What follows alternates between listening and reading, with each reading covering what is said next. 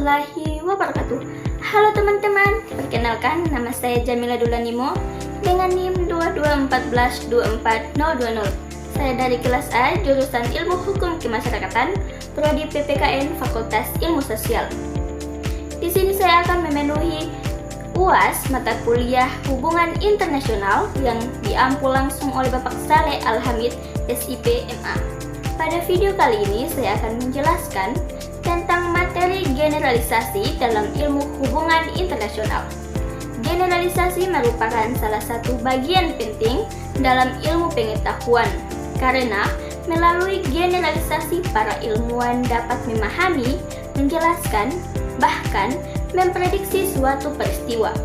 Dalam hubungan internasional, generalisasi dipakai untuk melihat pola dari berbagai kejadian yang terjadi antar negara.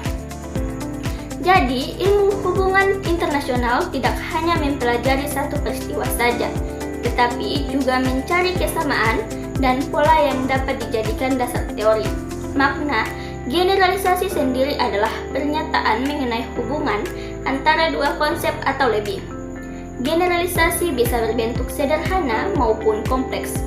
Contohnya seperti pernyataan bahwa ketika ekonomi suatu negara meningkat, maka legitimasi pemerintah juga meningkat. Dari contoh tersebut kita dapat melihat adanya hubungan antara kemakmuran ekonomi dengan dukungan masyarakat terhadap pemerintah. Dengan adanya generalisasi, ilmuwan dapat memahami hubungan antar fenomena secara lebih luas dan sistematis. Dalam ilmu hubungan internasional, generalisasi memiliki peranan yang sangat penting. Generalisasi membantu ilmuwan menjelaskan berbagai fenomena internasional seperti perang, kerjasama antar negara, konflik politik, hingga demokrasi. Selain itu, generalisasi juga membantu membuat prediksi terhadap kemungkinan yang akan terjadi di masa depan. Semakin kuat generalisasi yang dimiliki, maka semakin besar pula kemampuan ilmu tersebut untuk menjelaskan suatu fenomena. Selanjutnya, generalisasi memiliki dua sifat utama, yaitu sifat kondisional dan sifat empiris. Sifat kondisional berarti generalisasi biasanya berbentuk jika dan maka. Contohnya, jika suatu negara makmur, maka negara tersebut cenderung demokratis. Bentuk seperti ini menunjukkan adanya hubungan sebab akibat antara dua hal. Sedangkan sifat empiris berarti generalisasi harus didasarkan pada fakta, pengamatan, dan pengalaman nyata. Jadi, generalisasi tidak boleh hanya berupa pendapat atau dugaan tanpa bukti. Selain itu, generalisasi juga memiliki tingkat universalitas dan probabilitas.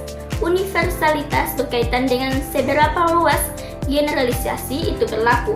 Ada generalisasi yang dapat diterapkan hampir di semua tempat dan waktu, tetapi ada juga yang hanya berlaku pada kondisi tertentu. Sedangkan probabilitas berkaitan dengan tingkat kemungkinan suatu generalisasi itu benar. Dalam ilmu sosial, seringkali semakin luas suatu generalisasi, maka tingkat kepastiannya justru semakin rendah. Contohnya, pernyataan bahwa modernisasi selalu menghasilkan demokrasi ternyata tidak selalu terjadi di semua negara. Ada negara yang maju secara ekonomi, tetapi sistem politiknya tetap tidak demokratis. Materi ini juga membahas tentang perbedaan hipotesa dan hukum. Hipotesa adalah dugaan sementara mengenai hubungan antar konsep yang masih perlu diuji kebenarannya. Misalnya, dugaan bahwa kelompok elit yang frustasi cenderung bertindak agresif. Hipotesa ini harus dibuktikan melalui penelitian dan pengamatan. Jika setelah diuji berkali-kali ternyata terbukti benar, maka hipotesa tersebut dapat berkembang menjadi hukum.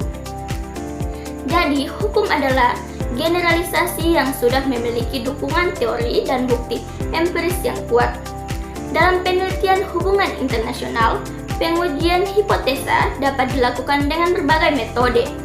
Salah satunya adalah metode non-reaktif, yaitu penelitian yang tidak memerlukan tanggapan langsung dari objek penelitian. Contohnya, dengan menganalisis dokumen sejarah, berita koran, arsip politik, atau data statistik. Metode seperti ini sering digunakan dalam studi hubungan internasional karena banyak fenomena internasional yang terjadi di masa lalu dan tidak dapat diuji secara langsung. Kemudian, materi ini juga menjelaskan tentang hubungan kausalitas. Kausalitas berarti hubungan sebab akibat antara satu peristiwa dengan peristiwa lain. Dalam generalisasi hubungan kausal, biasanya dinyatakan dalam bentuk jika A terjadi, maka B akan terjadi.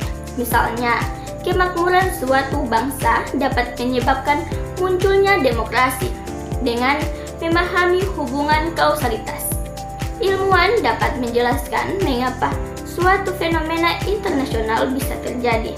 Sebagai penutup, generalisasi merupakan dasar penting dalam pembentukan teori ilmu hubungan internasional. Melalui generalisasi, ilmuwan dapat menyusun pengetahuan yang lebih sistematis, menjelaskan berbagai fenomena global, dan membuat prediksi mengenai hubungan antar negara.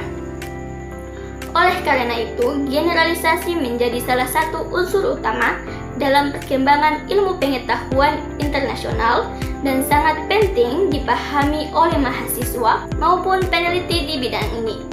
Terima kasih, itulah dari saya. Bila ada salah kata, mohon maaf. Assalamualaikum warahmatullahi wabarakatuh.